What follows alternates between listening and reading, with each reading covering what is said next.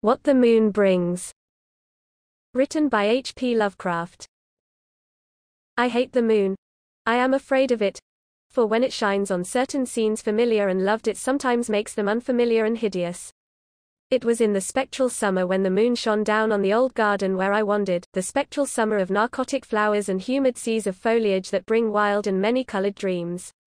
And as I walked by the shallow crystal stream, I saw unwanted ripples tipped with yellow light, as if those placid waters were drawn on, in resistless currents, to strange oceans that are not in the world.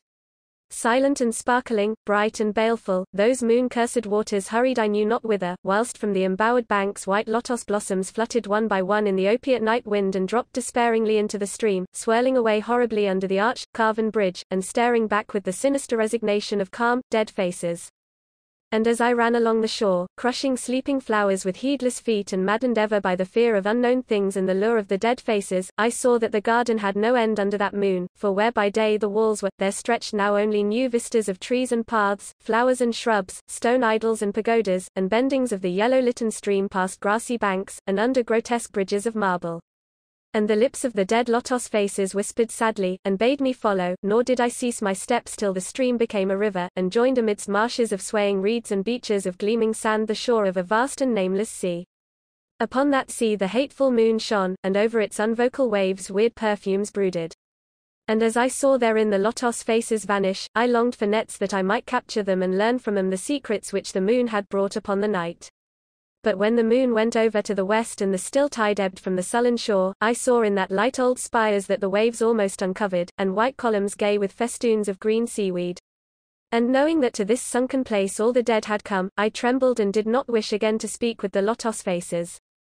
Yet when I saw afar out in the sea a black condor descend from the sky to seek rest on a vast reef, I would fain have questioned him, and asked him of those whom I had known when they were alive.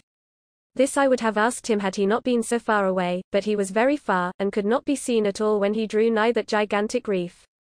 So I watched the tide go out under that sinking moon, and saw gleaming the spires, the towers, and the roofs of that dead, dripping city. And as I watched, my nostrils tried to close against the perfume-conquering stench of the world's dead, for truly, in this unplaced and forgotten spot had all the flesh of the churchyards gathered for puffy sea worms to gnaw and glut upon. Over those horrors the evil moon now hung very low, but the puffy worms of the sea need no moon to feed by. And as I watched the ripples that told of the writhing of worms beneath, I felt a new chill from afar out whither the condor had flown, as if my flesh had caught a horror before my eyes had seen it. Nor had my flesh trembled without cause, for when I raised my eyes I saw that the waters had ebbed very low, showing much of the vast reef whose rim I had seen before.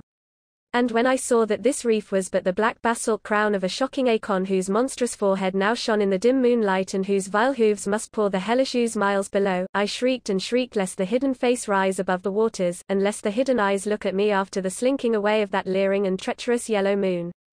And to escape this relentless thing I plunged gladly and unhesitatingly into the stinking shallows where amidst weedy walls and sunken streets, fat sea worms feast upon the world's dead.